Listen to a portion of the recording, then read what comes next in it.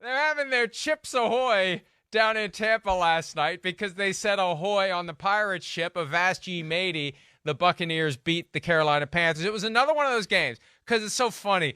I mean, Chris Sims, and I don't want to divulge secrets of the screening room, but I don't think Chris would be upset because I think we've said it on this show. We're kind of sick of Tom Brady and the Buccaneers because they keep kind of urinating down their leg, and are they good? Are they not good? I mean, when is this all going to fall apart? And we're just kind of sick of this whole constant drama. And I think there may have been some open celebration in the screening room from a very large, blonde-haired, big-headed man when the Panthers were up 14-0. But I was like, you know how it goes. You know what happens. Tom Brady and company find a way. They just find a way. And if you're not going to defend Mike Evans, if you're just going to assume if he gets open, he's going to drop it like he did when they met the first time in Charlotte, you're going to get burned multiple times by Mike Evans and Tom Brady. And that's exactly what happened. And look, it doesn't matter when you wake up. As long as you wake up, you can hit the snooze 50 times. As long as you wake up and get to work on time, you are on time. And the Bucs are on time, and they're in the playoffs. And I don't think anybody wants to be that 5 seed and go to Tampa Bay and face the team that did what they did yesterday with 432 passing yards from that 45-year-old quarterback.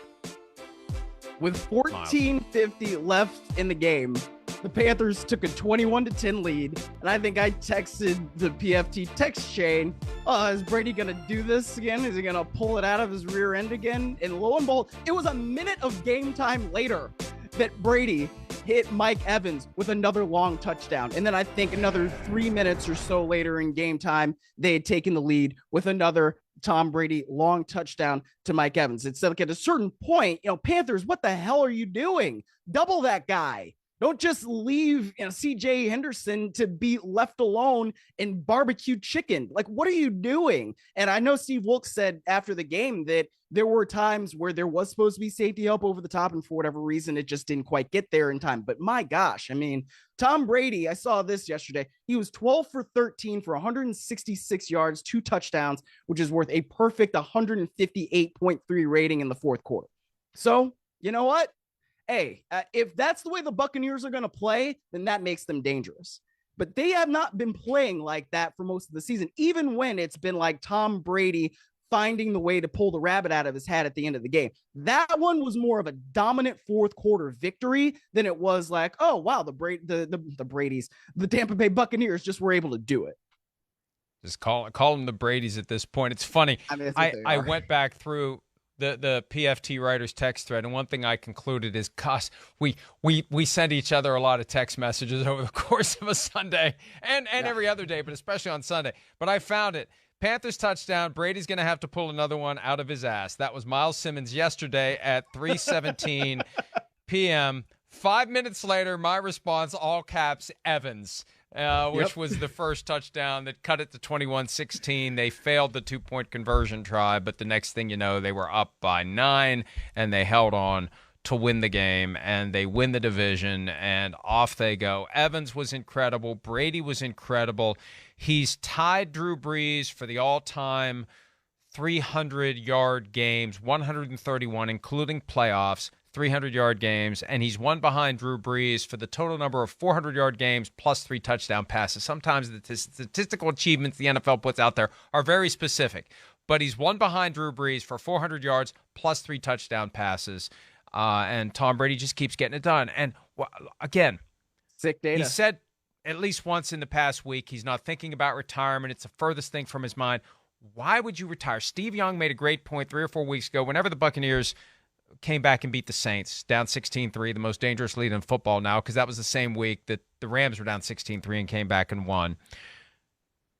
Guys retire because they can't do it anymore, not because they don't want to do it. They retire because they can't do it. Right. Tom Brady can still do it. One of the reasons Brett Favre came back and played, he heard Phil Simms on Sirius XM NFL radio saying, I decided I'm going to play until they pull the uniform off of me. And if Tom Brady's going to make that decision at some point, well, he's got 5 years left in him. When is that arm going to go? It isn't showing any signs of going anywhere. So why would you stop? Why would you stop? He said when he was Sportsman of the Year, I think 2021, late in the year, he said something along the lines of this to John Wertheim. I don't want to watch football games and say, those guys suck, I can do better than them. Well, when you've already signed on to broadcast games for Fox, and you're going to see guys play every week, and you're going to be studying film, and he's already doing the grumpy old man, get off my lawn, football is bad, there's a lot of bad football stinks. Well, why would you stop? Why would you quit when you're playing at this level? And I know that it takes a while to get the engine going, but once it gets going, as you said, 12 or 13 down the stretch with a perfect passer rating. If he's still capable of doing that, who cares how he plays in the first 3 quarters of the game?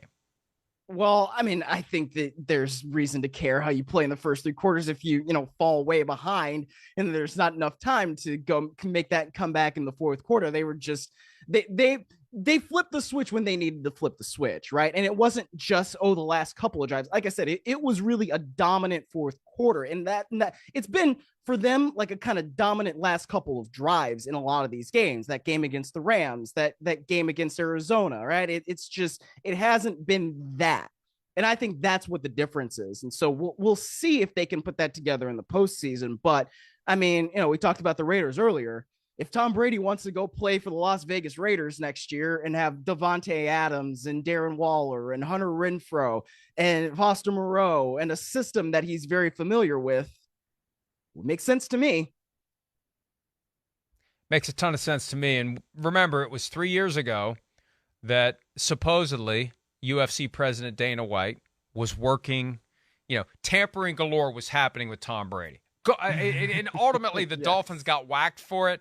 But they were hardly alone. The Buccaneers blatantly tampered with Tom Brady. I mean, Bruce Arians said at the scouting combine that Brady's one of the guys they're going to call. That's a tampering violation on its face. And behind the scenes, they were talking to Brady. And then they did this very careful, orchestrated media blitz where they let multiple national reporters know at the same time. And I think Rick Stroud as well locally. The idea that, we didn't even talk to him until...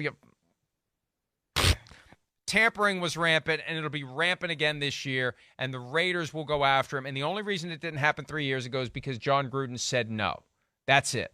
Josh McDaniels will not say no if Tom Brady wants to come play for the Raiders. Well, hey, Kyle Shanahan admitted it when they played the Bucs a few weeks ago. We all were wrong. We all thought he was slipping in 2019. The 49ers said no. They'd have 2 Super Bowls right now, at least 1, maybe 2, if they'd have said yes to Tom Brady after the 2019 season. So if Brady wants to keep going, why would you say no? And the other side of it too, Miles, it's a business. Brady's going to put asses in the seats. We showed that highlight of the Devontae Adams catch, and you could see in the background all the 49ers fans who had infiltrated Allegiant Stadium. That's all going to be silver and black if Tom Brady's the quarterback of the Raiders. They're going to fill that place up. They're going to sell a crap load. I'm trying not to say the S word, at least for now. That's not a New Year's resolution. I'm just not feeling it right now. But they're going to sell a ton of Tom Brady silver and black 12 jerseys if it gets to that point. Is 12 even available? Absolutely. Is Ken Stabler? Why am I blanking on this? I'm always worried, is 12 going to be available? They'll find a way to make it available. The Raiders don't retire any jerseys. 12 will be available to Tom Brady if he goes there, and they will sell a ton of those jerseys. Whatever number they put on it, they'll sell a ton of it as long as Brady's on the back. So my point is, they're going to keep rolling. They're going to be dangerous in the playoffs. I think the wake-up call comes earlier in the playoff game. And again, there's just something. Brady transforms. You can see it. You can sense it come through the TV. He becomes a different guy when he knows it's go time. He just does. It's like when Lloyd Bridges was on side, it's go time. Miles, another reference you don't get because you haven't watched Seinfeld, but it's go time for the old man. And it'll be go time from the minute the game starts when they host whoever, whether it's the Eagles, the Cowboys, or whoever the 5 seed is. It's going to be one of those 2 teams. It's going to Tampa Bay coming up here in the next 2 weeks. Hi, it's Mike Florio. Thanks for watching PFT on YouTube. Hit subscribe for the latest news and analysis from Pro Football Talk.